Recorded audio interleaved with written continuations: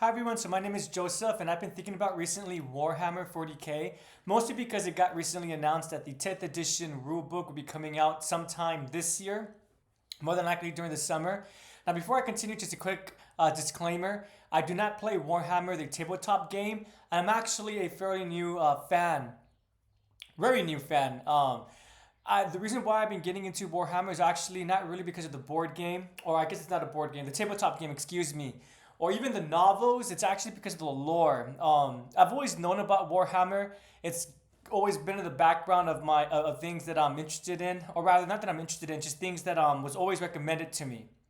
But I always did kind of ignore it just because, well, I'm not gonna lie, Warhammer's aesthetics was never really my cup of tea. I'm not really into big, bulky warriors. And that's a little bit hypocritical of me to say because I am a big Halo fan. And I do enjoy the Master Chief and, of course, the Spartan 2 and Spartan 4 programs. And with that being said, I think it's obvious that the Master Chief has some influence from Warhammer. More specifically, the Space Marines, right? But Master Chief, he's about 7 feet tall, to my understanding, while his Space Marines, they're usually about 9 feet tall.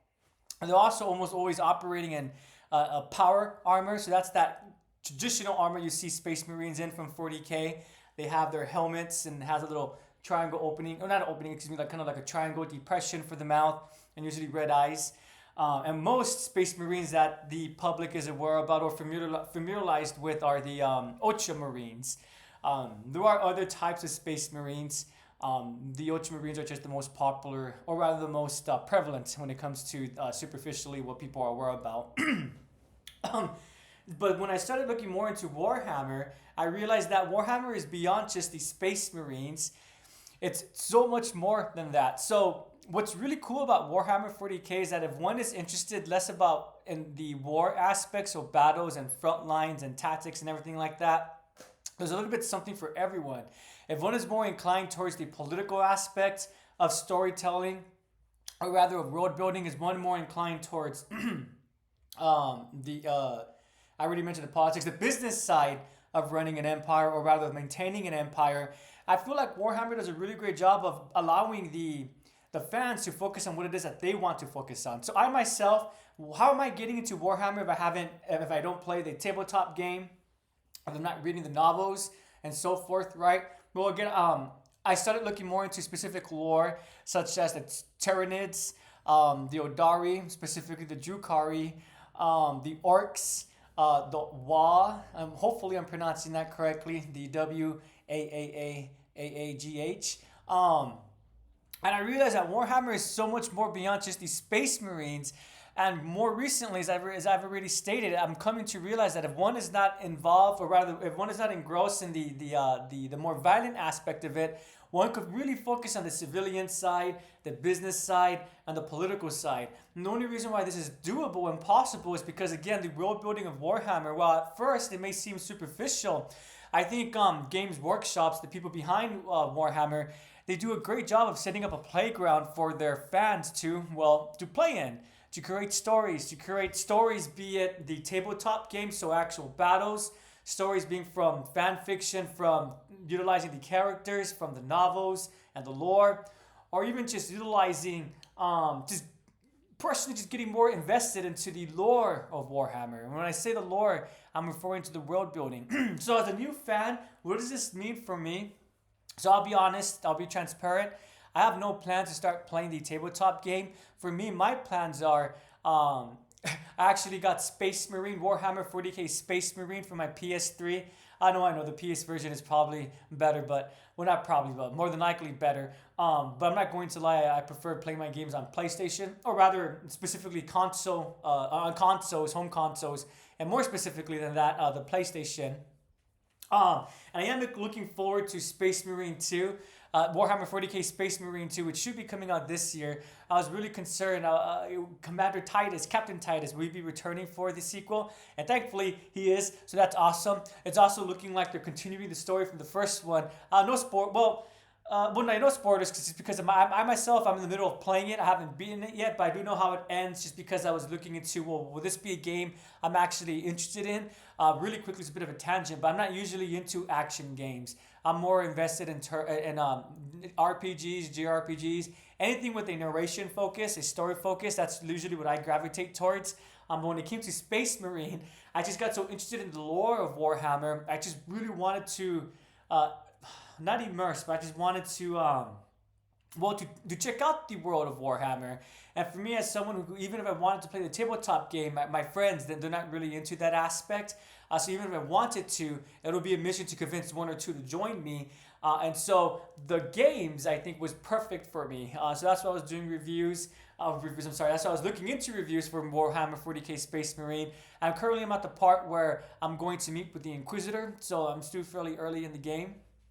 But again, despite me not finishing it, I am aware how the game, the story overall ends, and I'm really happy to see that Captain Titus will be making a return. And I just recently found out as well that apparently Games Workshop, they're making Captain Titus's character canon to the main story of Warhammer. Apparently, before Warhammer 40k Space Marine 2, the first game took place in an alternate reality of sorts. So again, I'm a new Warhammer fan. To my understanding, there was already so give me a quick second.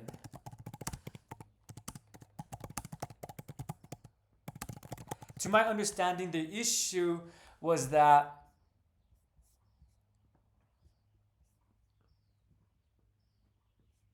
unfortunately, I'm not going to spend the time looking for that specific information, but to my understanding, the conflicting information with the game was the fact that there was already someone in charge of that planet where the planet takes place, the setting for Warhammer, the first one.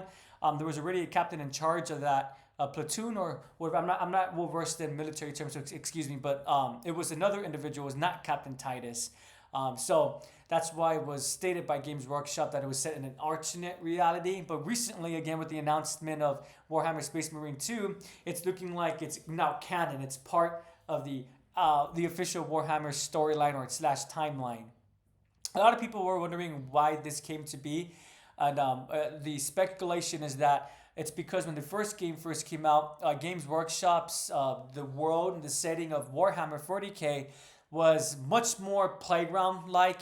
There was obviously major set points in the story, such as the Horus Heresy, the Great Rift. I was confusing the Great Rift with the Eye of the Storm, the Fall of Kadia, and so forth. I think actually the game came out before the Fall of Kadia and everything like that, the Great Rift, the opening of the Great Rift. So if that is true, the game came out before those events, that's an element why the game was considered to be alternate reality, was because during that time, again, Warhammer's world was more a playground. Although there were set pieces that occurred in the story, it was just as a backdrop to help tell the stories that the players wanted to create. Within the past 5 to 6 years, to my understanding, again, I'm getting my information from immersing myself with Warhammer's community. To my understanding, the past 4 to 6 years, there's been a lot of events within the story of Warhammer that's been progressing the main narration. So, really perfect example of this, I already stated it, the Fall of Kadia. Kadia, if one is unaware, that was one of the major fortress worlds that helped to maintain peace between chaos influencing our real world, and the real world being influenced by chaos. Unfortunately, that has fallen due to Abaddon, I believe his name is, Abaddon, the Despoiler, during his Black Crusade, the 13th one. And this has opened the Great Rift, which has split the Imperium of Man into two.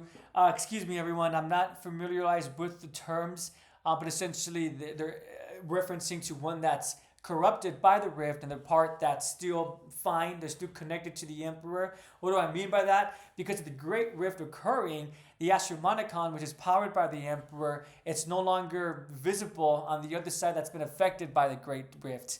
Beyond that, continuing forward, one of the Primarchs, who are Primarchs? So those are the sons of the Emperor. I haven't explained who the Emperor is, but this is more just discussing Warhammer in general, but the Emperor is essentially the driving character who sets up the world of Warhammer, and he's actually still present in the story, but he's actually incapacitated. Or in other words, he's present in the story, but he's not a player in the story. Currently, he is in a coma. or a form of a coma, where his psyker presence, psyker in the world of Warhammer, excuse me, that's hiccup is referring to psychic abilities. His psyker self is fine, but his physical body is dying. So most of his life force is in the immaterium, or also known as the warp, where chaos reigns, and this is what powers the Yashomanikon. So unfortunately for those, the part of the empire that's part of the rift, they are no longer able to access the Yashomanikon, meaning there's no warp travel in that part of the universe or the galaxy. And so again, so Primarchs. The Yashomanikon. I feel like I went backwards a little bit. So because I was discussing who the Emperor is. So the Primarchs are the Emperor's sons. He made 21 of them. And of course, there was a set of them that made the choice to betray the Emperor.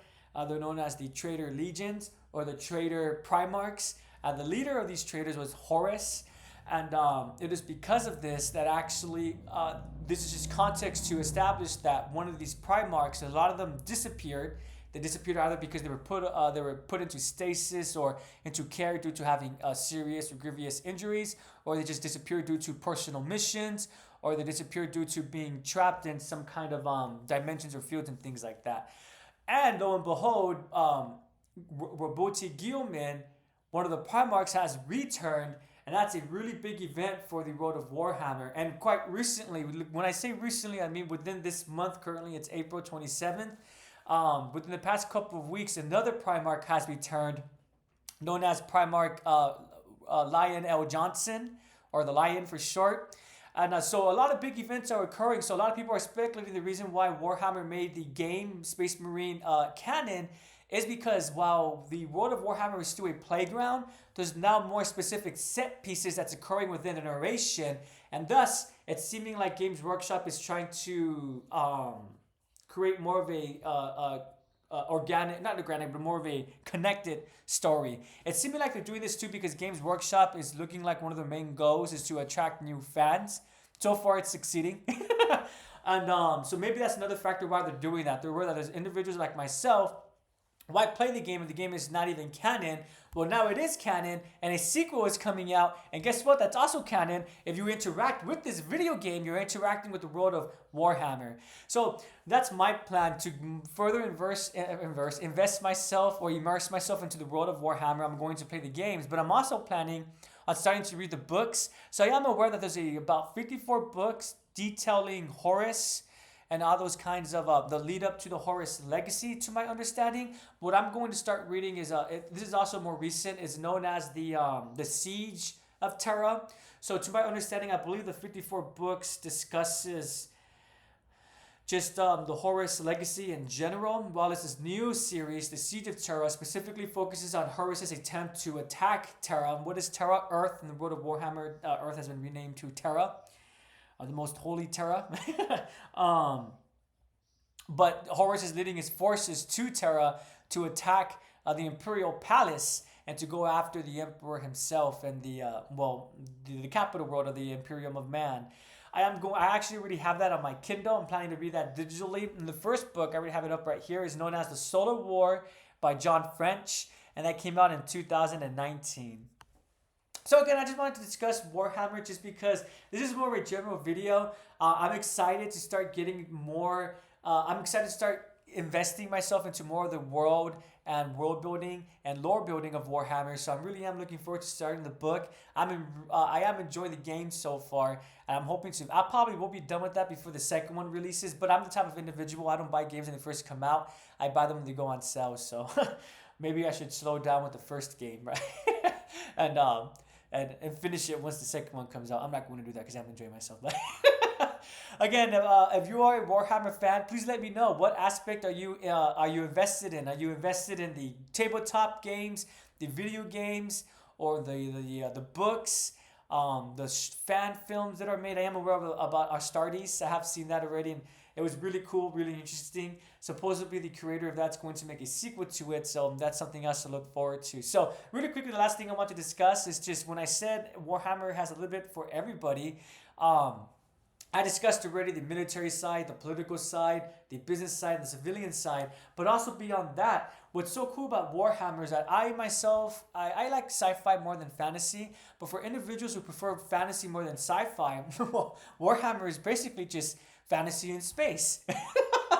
You look at most of the major characters of Warhammer, and you're going to notice that while they do have guns, they also carry swords, axes, hammers. I don't really see spears, but spears I think are more used by the Xenos or the aliens. That's what aliens are known as, Xenos, within the Warhammer universe. The Imperium of Man seems to more utilize swords, axes, and hammers.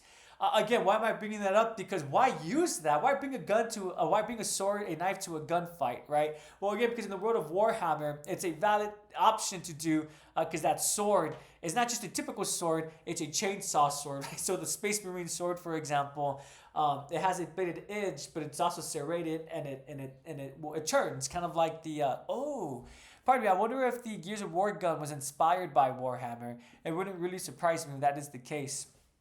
It's seeming like maybe Warhammer is the American version of Berserk, maybe.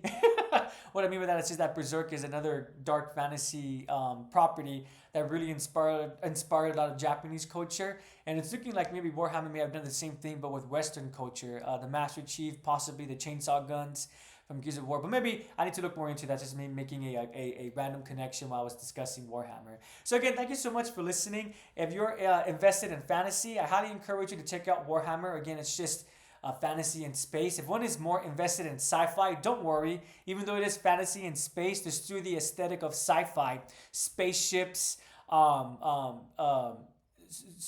spaceships, space travel, space battles. The only difference is that it's not going to be your traditional spacefaring detailing. What I mean by that is the capital ships for Warhammer are not your traditional. They're probably bigger than the Imperial starships from Star Wars. These are not small ships, these are behemoths. A factor that Warhammer I think is doing on purpose. So again, thank you so much for listening. If you do enjoy Warhammer, please do let me know what aspect that you enjoy. I personally really am enjoying just the overall lore of Warhammer, the video games, or more specifically the third person video games. I do know there's other SRPGs and tactical role-playing games and everything like that. And of course, I'm going to start reading the books. Thank you so much for listening. May the Emperor protect, and be careful out there. I'm just joking, by the way, but have a great day, everyone.